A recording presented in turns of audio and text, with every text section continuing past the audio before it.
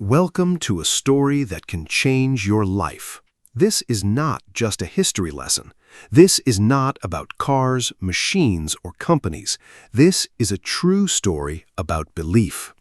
It is the kind of belief that refuses to die even after failure, rejection, and loss. This is the story of a man who started with nothing. He had no money, no connections, and no support.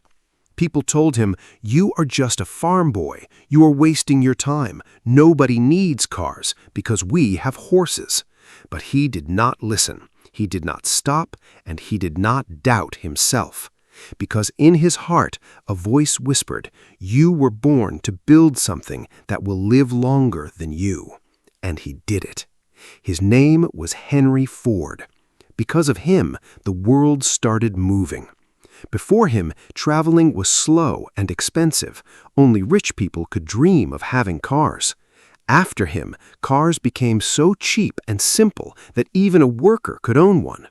He made transportation available for everyone. He changed the way we work, live, and move. But this story is not only about what he built.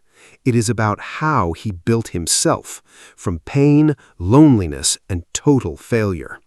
If you stay with this story until the end, you will discover how Henry Ford became one of the most powerful men in history. You will also learn how to rebuild yourself without making excuses. While you listen, you will learn real, emotional, and story-based English. This is the kind of English that stays in your heart, not just in grammar books. So do not just sit back. Open your mind and your heart, because this is a transformation. Part 1. The Boy Who Loved Machines, 1863 to 1880.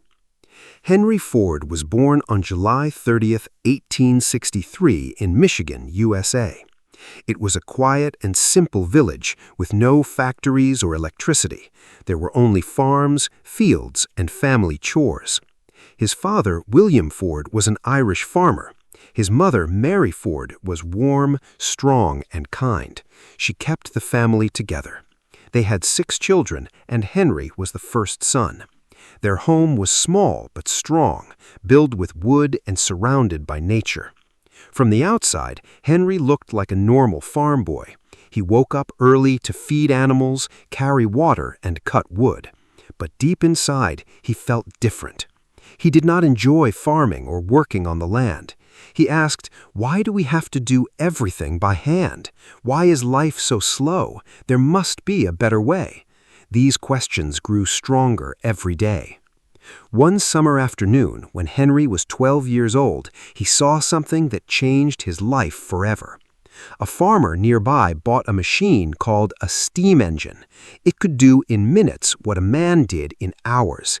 It moved and made loud noises. The metal parts moved like magic. Henry was shocked. It was no longer a man working for hours. It was a machine doing it in seconds. He ran toward it and watched it for hours. He was obsessed. From that moment, he knew he wanted to understand and build machines to change the world. Henry started collecting old watches and broken metal parts from everywhere. By age 15, he built his own small steam engine model in a shed next to his house. His hands were dirty and his clothes were torn, but his eyes were full of light. When people saw it work, they were surprised. They wondered how a boy could do this. His father did not understand. He wanted Henry to be a farmer like everyone else, but Henry's heart was clear. He did not want to grow vegetables. He wanted to grow machines. When Henry was 13 years old, his mother Mary died. This was the worst moment of his life. She was the only person who encouraged his dreams. He cried for days and refused to eat. He felt alone, but he remembered her words. "Henry, do not ever stop following that light inside you." At 16 years old, Henry made a choice. He packed his bag and left the family farm. He wasn't running away. He was running towards his future and the world of machines. He moved to Detroit, a fast-growing city full of factories and new ideas. In Detroit, Henry worked as an apprentice machinist, fixing and studying engines. He worked 10 to 12 hours a day for little money, but he didn't care. At night, he did not sleep. He read books and studied blueprints about machines. He built small parts with his own hands. He did not go to college or parties. He went to work. That's what built his mind and shaped his destiny. In the 1880s, Detroit was a very loud city. Smoke filled the sky, and factories produced metal, sparks, and hard work. This was the age of machines, and Henry Ford was exactly where he wanted to be. While others were only fixing machines, Henry was thinking about something dangerous. He asked himself, what if I make a machine that moves by itself? At that time, people used horses for everything, including carrying goods and food. If you were poor, you had to walk. Henry looked at the world and thought it was too slow and expensive. He did not just want to build a car, he wanted to create a new way of life. In 1885, people thought his idea was a joke. They said that if humans were meant to move fast, God would have given them wheels. People believed that engines were dangerous and only for the rich. But Henry did not argue. He just started building.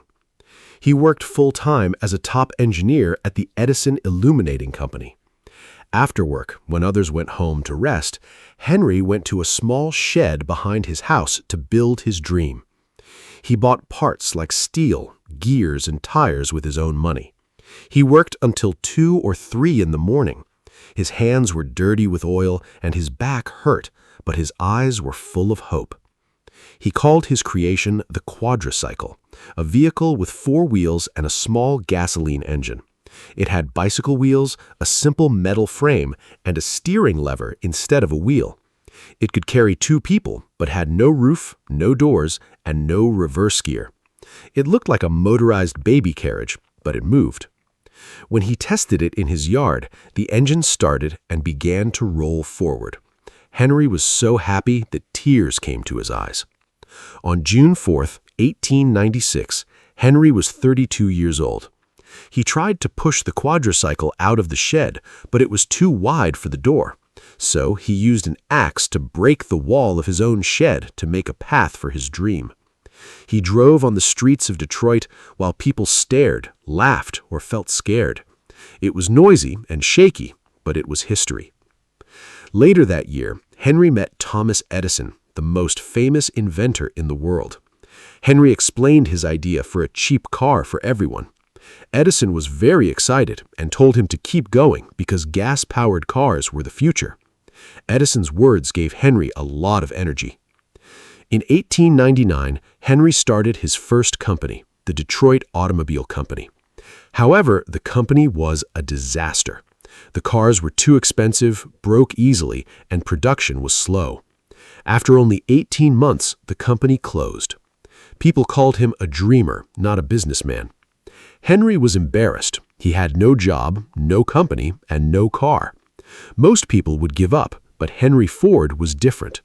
He went back to his garage with a strong desire to try again. He studied his mistakes and simplified his designs. He imagined a new company that would build fast and simple cars. He started a new project called the 999, which was a racing car. To get attention, he decided to build the fastest car in America. The 999 was a powerful red machine with 80 horsepower. In 1901, the 999 won a race and beat every other car. It became a legend, and newspapers called him the Wizard of the car world. Investors returned, and Henry Ford was ready to try again.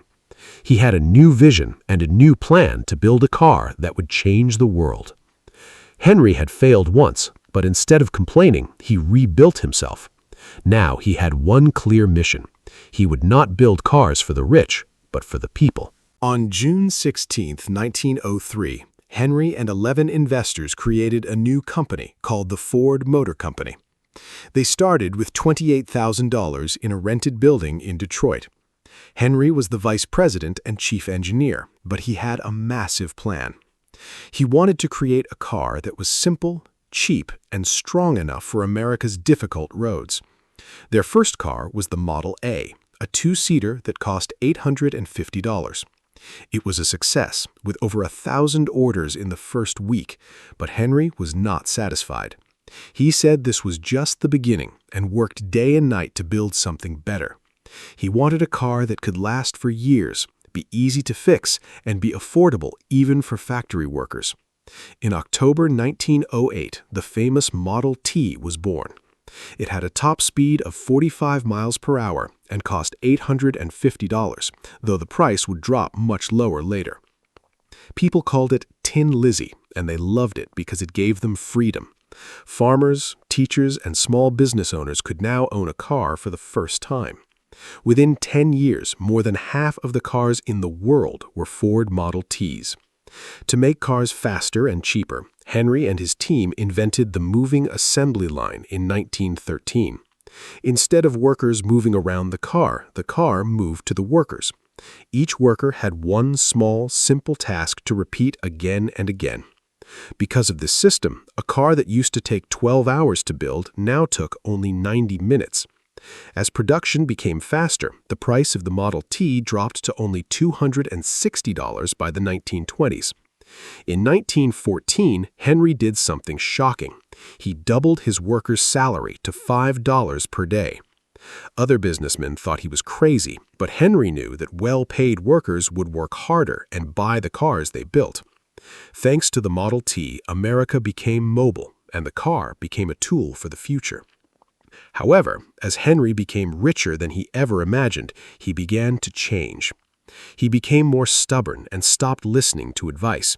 He built the River Rouge complex, a factory so massive that it had its own steel mill, hospital, and police. It was the most advanced factory the world had ever seen. But Henry also faced a legal battle with his early investors, the Dodge brothers. They believed he was not respecting their shares, and the court ruled against Henry in 1919.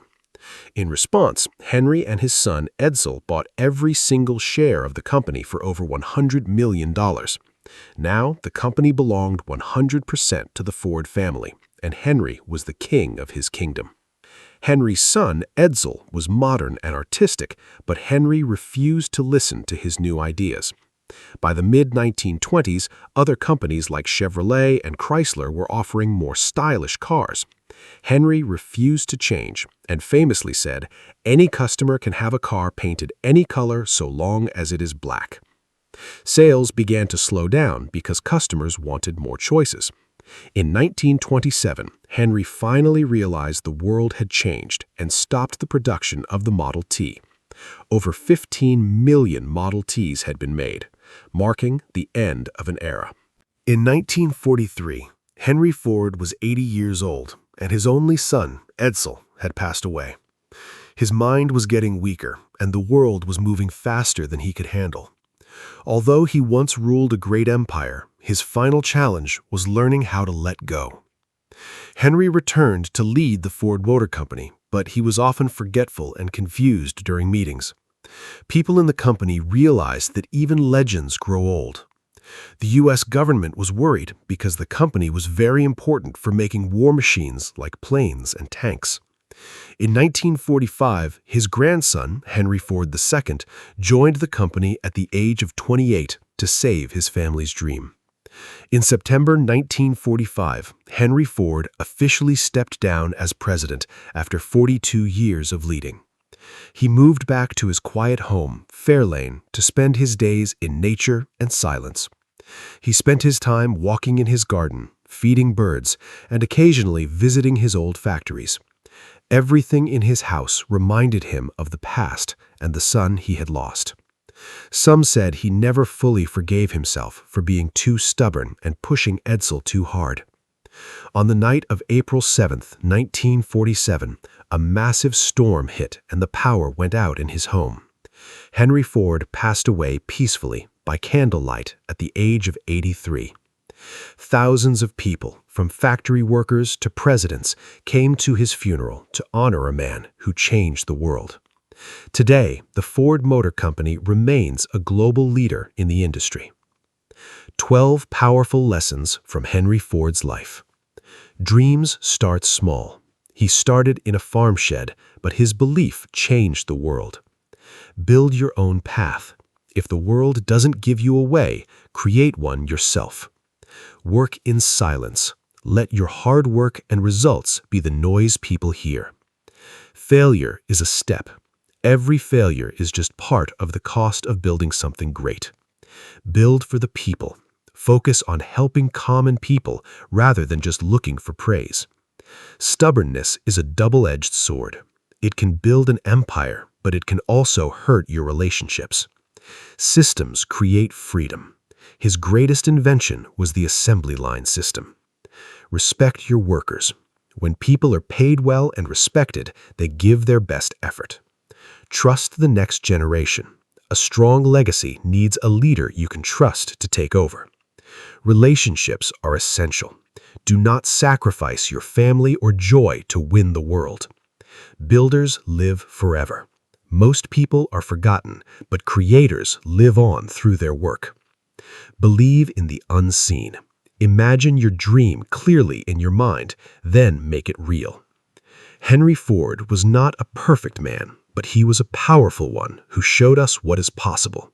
He was a farm boy who changed how the entire world moves. Thank you for staying with us until the end of this journey. If you enjoyed this story and want to improve your English every day, don't forget to hit the like button and subscribe to our channel. Turn on the notification bell so you never miss a new lesson. Thank you for watching and see you in the next story.